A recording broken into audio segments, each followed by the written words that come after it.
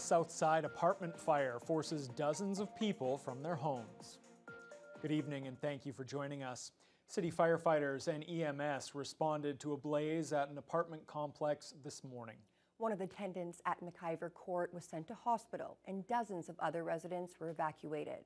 Multiple response units were on scene at the DSAB building, tending to the residents and working to contain the fire. Numerous fire vehicles were on scene at McIver Court on Lincoln Street just before the noon hour, as it was very much all hands on deck. Thunder Bay fire rescue crews appeared to have put the fire out, though the unit was heavily damaged and the fire residue could be seen reaching the outer side of the building many floors above. Fire doors and everything works, so a little bit of smoke into the hallway, but for the most part contained.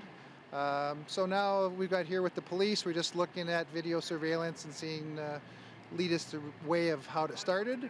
If it needs further investigation, the fire marshal will be called to come and investigate. At this time, we're just preliminary investigation to see where we're at. Dan McIver Court is owned by the Thunder Bay DSAB and is geared to an older population. There are 120 single-dwelling units and one two-bedroom unit, which is the one where the fire started. The first floor saw much of the damage, and residents from there were taken for the night by the local Red Cross, while the rest were able to return back to their units once power was restored. You know, and that's why buildings are built this way, with the fire doors in the hallway, fire doors on the each unit, so it contains the fire. So in this case, it limited the damage to a smaller area of the building than the whole building.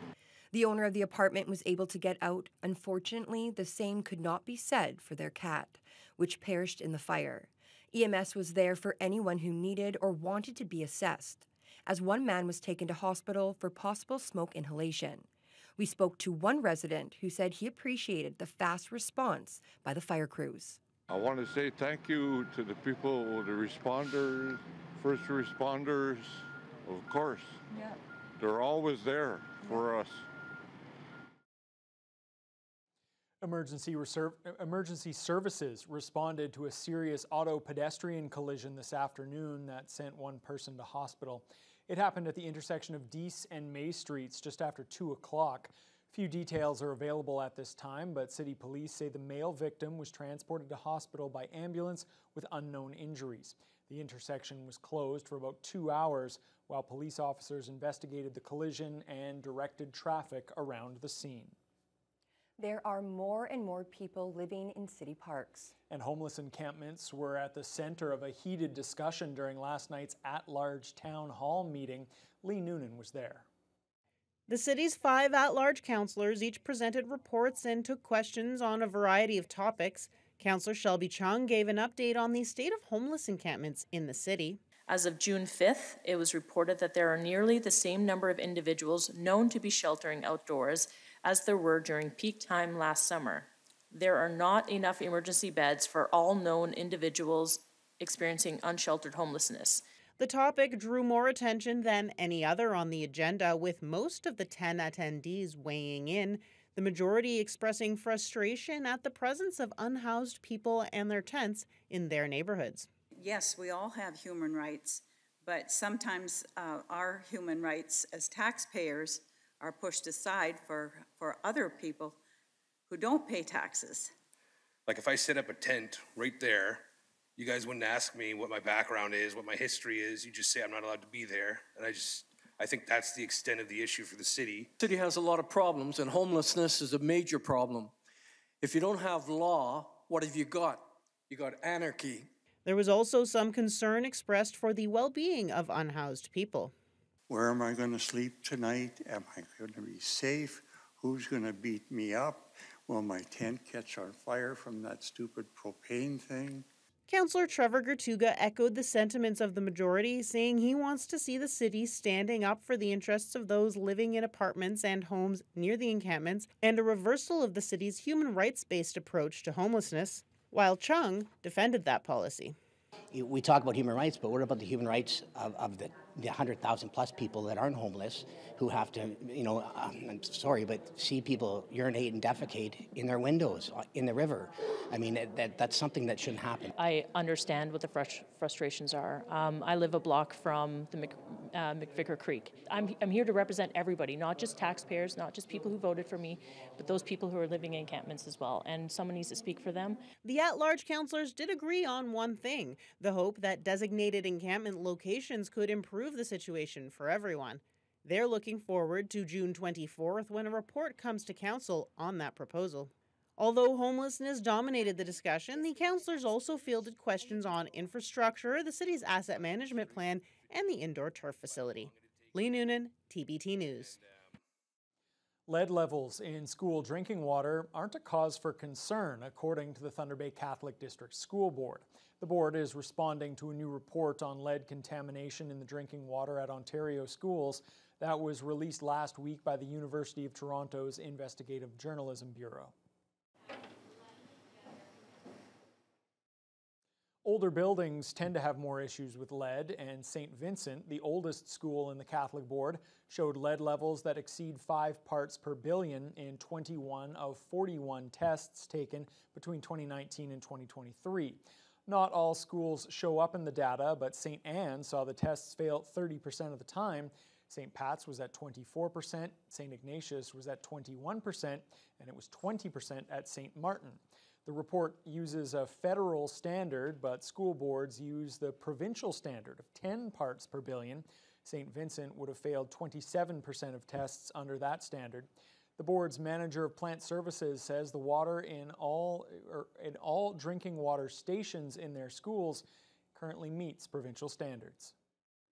It's extremely safe, as I said. Every time that there's a failed test, we do mitigate that. We do take corrective action immediately. That set of taps or that drinking water station is shut down until it's corrected. So we do encourage our students to drink our water.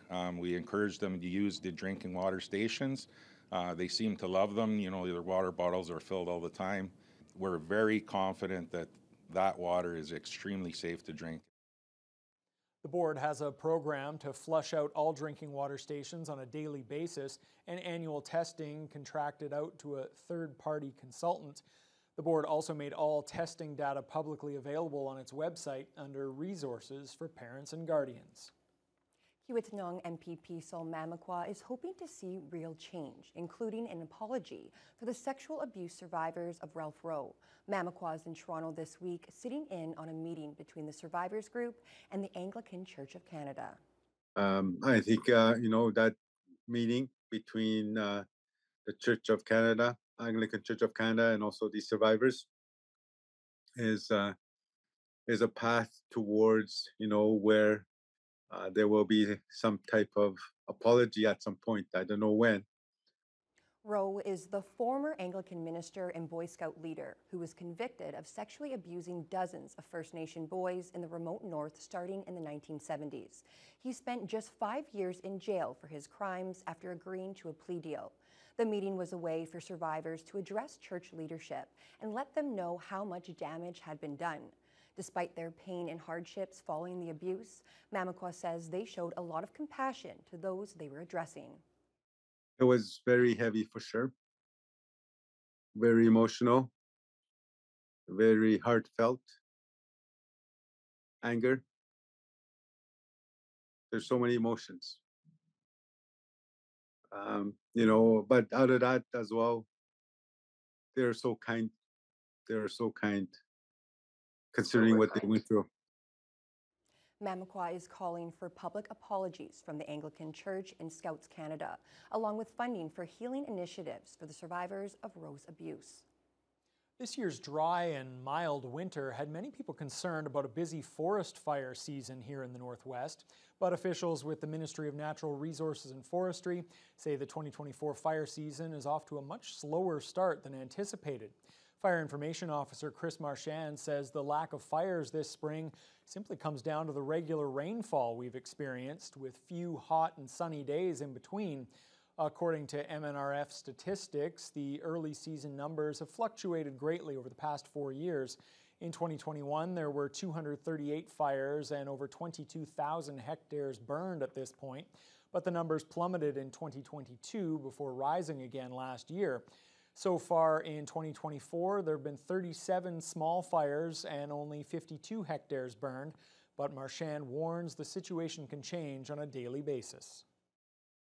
You know, should the weather begin to trend towards hot, sunny, windy weather, that can all turn around and create you know, an escalated fire situation. That's why it's important to always be aware of the wildland fire hazard in your area if campfires or outdoor burning activities are in your plans.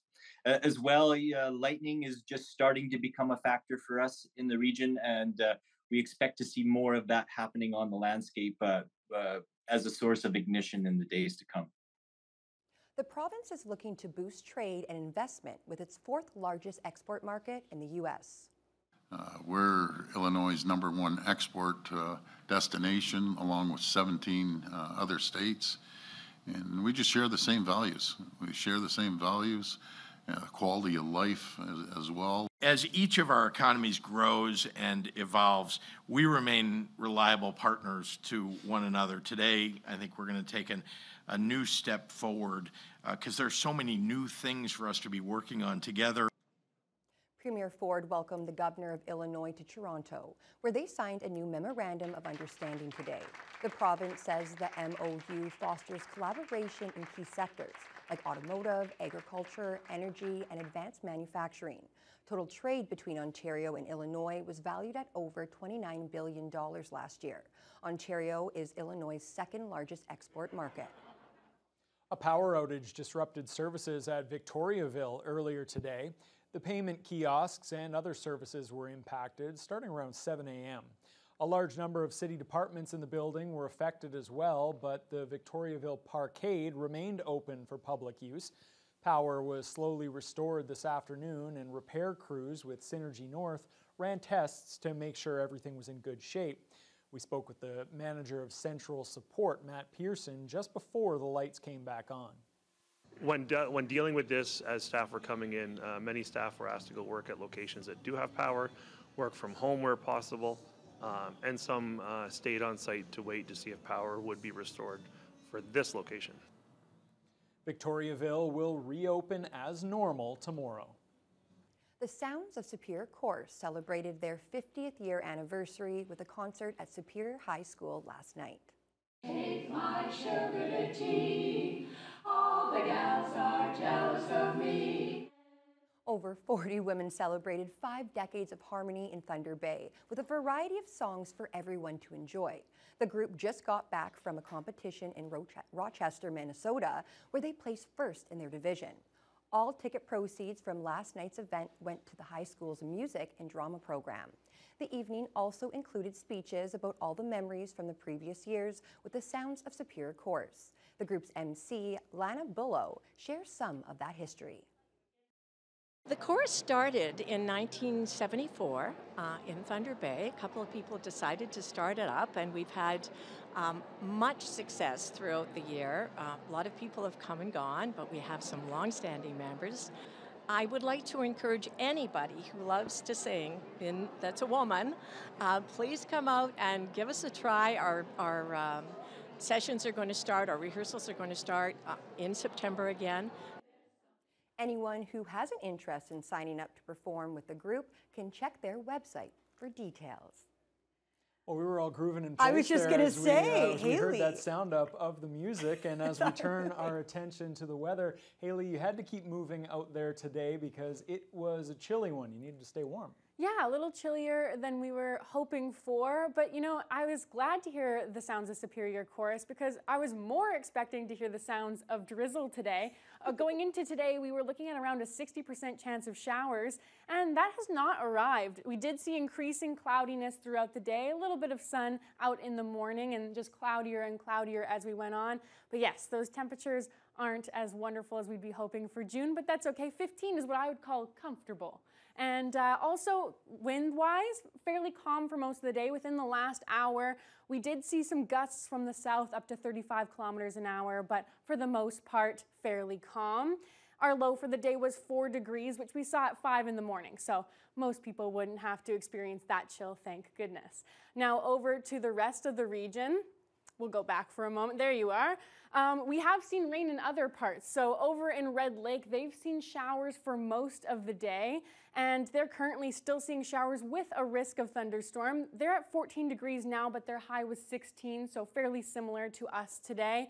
And this string of 14s that we see here, they've seen similar experiences as far as the showers go as well. Sioux Lookout is seeing some rain at this hour. Kenora is misty, but they've seen on and off rain throughout the day. Dryden's seeing a few light showers here and there right now. Fort Frances is mainly cloudy. They're at 18. They actually did get to 21 today, so good for them. Over in areas like Atacoca and Upsala and Armstrong, they've been a little cloudier today. Armstrong just at 12 right now, Nipigon at 11. Over in Greenstone, they're seeing some heavier cloud coverage now, but they've been a bit of a mix of sun and cloud today, 15 there and in Marathon. And then over in Wawa and Sault Ste. Marie, they've seen a mix of sun and cloud today as well, with some clouds a little bit heavier rolling in now. Sault Ste. Marie, though, still sitting at 20, which is good for them as well. Now for tonight's predictions. In Thunder Bay, we're looking to drop down to 10 degrees, so still double digits, not too bad. Partly cloudy this evening with a 40% chance of showers and a risk of thunderstorms. Winds still staying light, though. And as we'll see later in our newscast, the 40% chance of showers is kind of the trend tonight. I'll have more details on what that'll look like later, though. Okay, keeping us in suspense. Thanks a lot. All right, let's turn our attention to national politics now. Ever since that bombshell report was released earlier this month that Canadian MPs, some Canadian MPs, were willingly working with foreign actors to influence our elections, the Liberals have been saying to the other leaders, get the security clearance, read the report for yourself. Well, Green Party leader Elizabeth May has now done that, and she says there are no traitors sitting in Parliament. We'll have details on that and more when your News Hour continues after the break. Are there currently MPs sitting with us in the chamber who would set out knowingly to sell out Canada for personal benefit?